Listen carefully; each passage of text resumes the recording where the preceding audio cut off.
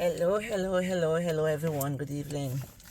Guys, I want to continue my journey about 267 Grand Street. What I'm going to do is about a night when I was at work. And, because of the fronting and all of that, there was 9 COVID patients. There was 2 of us on the floor, so we had 14 patients each. And there was 9 COVID patients. And they gave me 8 of those COVID patients. And one of the COVID patients, she was in so high demands, wherein every minute she wanted someone to be inside. And you know what the nurse said to me? I have to sit inside there with that COVID patient. If I walk out and she said come back, I have to go back and sit there. She needs someone to sit with her, and the nurse tell me I have to sit with that COVID patient inside that COVID patient room.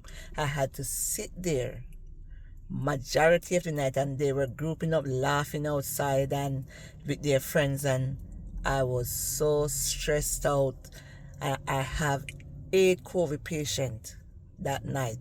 8 out of 9 COVID patients. I had 14 patients, and I had 8 COVID patients all to myself.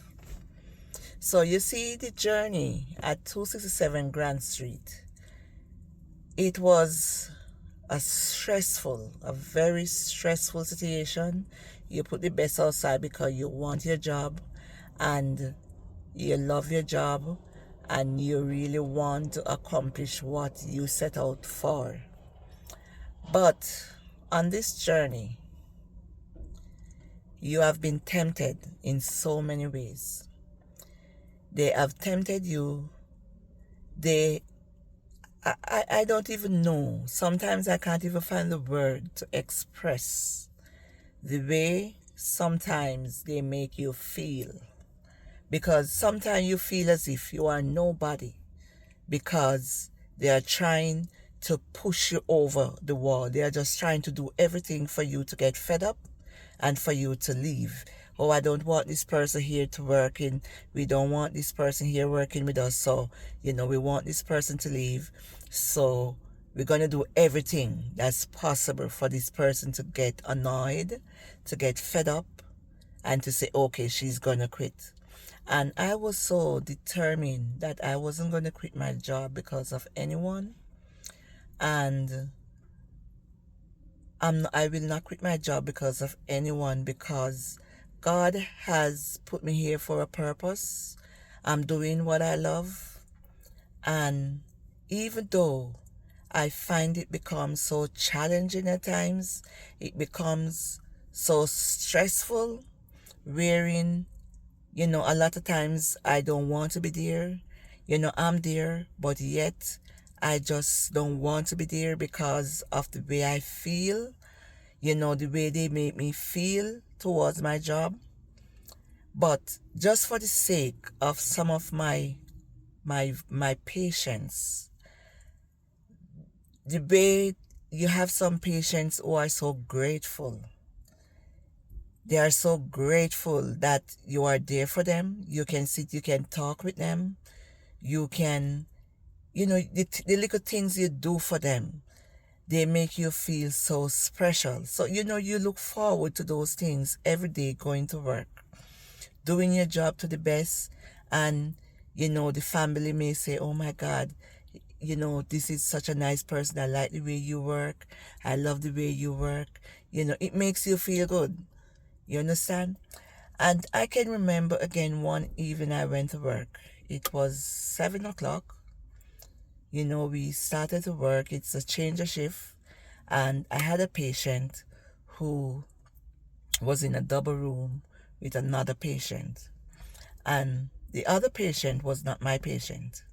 So the patient wanted assistance. So I went to my patient and I realized that the other patient wanted some assistance. And I asked my patient, is it okay for me to help this person and get back to you? The fact that she just wanted like a bedpan. So I just go to assist the daughter, giving her that bedpan and then I get back to you. So my patient said yes. So I went and I assist this patient.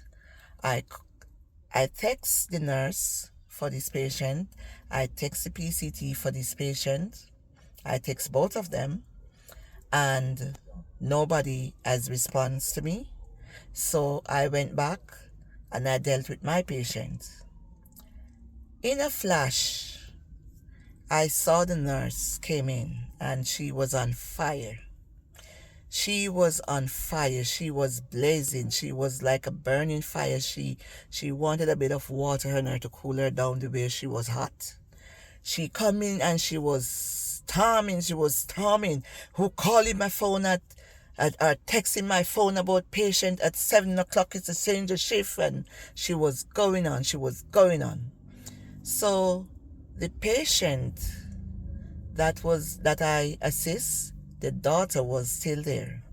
And the daughter turned to her and said, "Are you talking the aide that helped me?" "Yes, I don't want anybody to text me about any patient calling for this or calling for that." And the lady said, "Don't talk to her like that. You're not going to talk to her like that." And she was going on. She was going on. And honestly, I was just there tending to my patient. And the only thing happened, I was so emotional. Just the tears you could see running from my eyes that evening. And the lady said, "Look, she was the only one I called, and she was the only one who assisted me. She was the only one who came to help me put my mom on a bedpan. And you talking to her like that? You're bullying her. You're bullying." And the lady took her on. I didn't say a word. I just continued to do my job. I just do my job. And the lady was so upset. She went to the supervisor outside. She called the OSAM. Everybody get involved until the manager who was at home get involved. The lady said, no one's supposed to be talking to anyone at work in such a manner. This is like bullying. You're bullying this person who works with you because the person texted you that a patient of yours needed assistance, and you come cursing the person who texted you. And the lady had pulled that up. Well, that was the only time.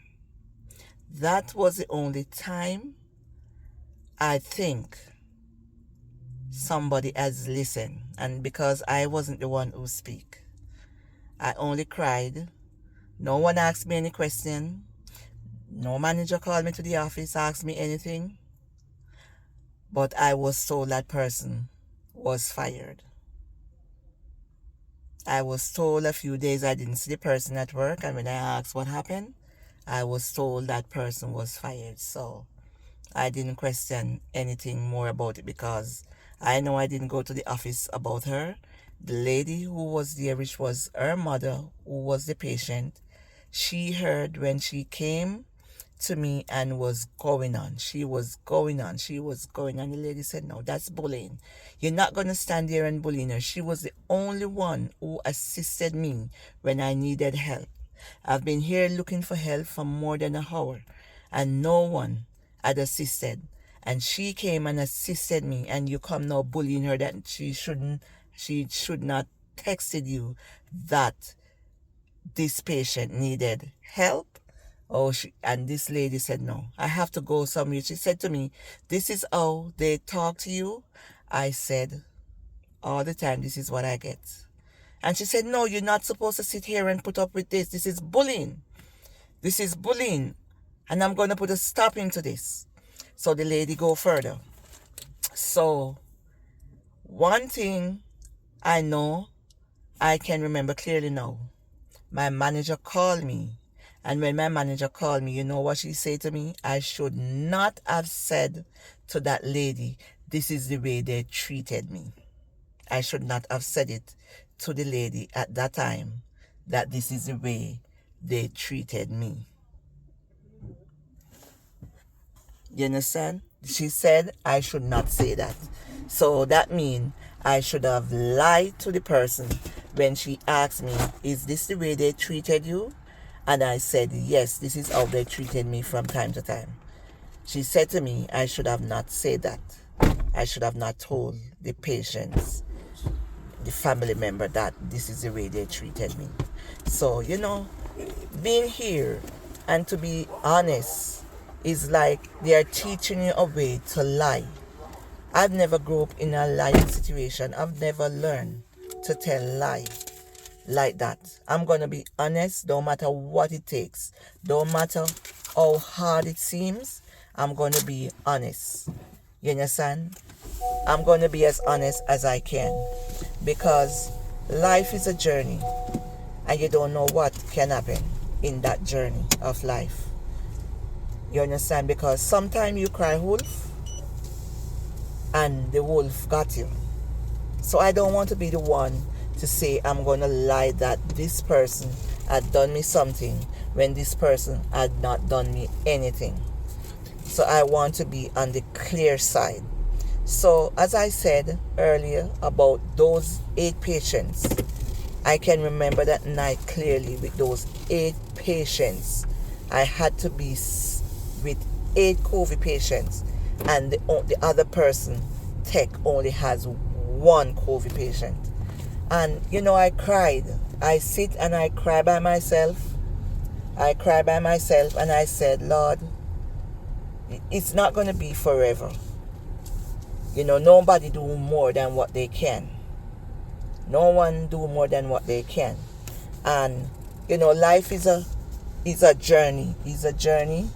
And I just want to say that in the journey of life, people got to be careful how they treat others. Be careful, because you have children. The things that happen to you today may not happen to you in person. The things that you do someone may not happen to you back. But you have children, and your children may face these things in life. And you're going to say, oh, somebody do them something, but no one has do them anything. It's the rot from the parents that goes down to the 3rd generation. And this is why I'm asking you guys to just continue to follow me on my journey. Stay tuned. Follow me on TikTok, on Facebook, continue my journey with this 267 Grand Street, because I've got so much more to share, but I'm just going in a very, very smooth way, very professional way, and for my voice to be heard in some ways, because I want people to see this. I need people to take into consideration the people that work, how they want to be dealt with, how they want to be treated. Nobody wants to come to work and feel as if they are like, it's a heavy load. They want to come to work feeling happy, feeling good that they are coming to work with people that recognize them, not people that are going to treat them differently because of the color of their skin or because the way they talk. They said, yo, you talk different, your voice is different from the rest. Not because of the way you speak, but to treat you equally, treat you as you would treat any other individual person. So stay tuned to my page. Follow me on TikTok, on YouTube, as I continue this journey. God bless you and have a blessed day. God bless. Bye.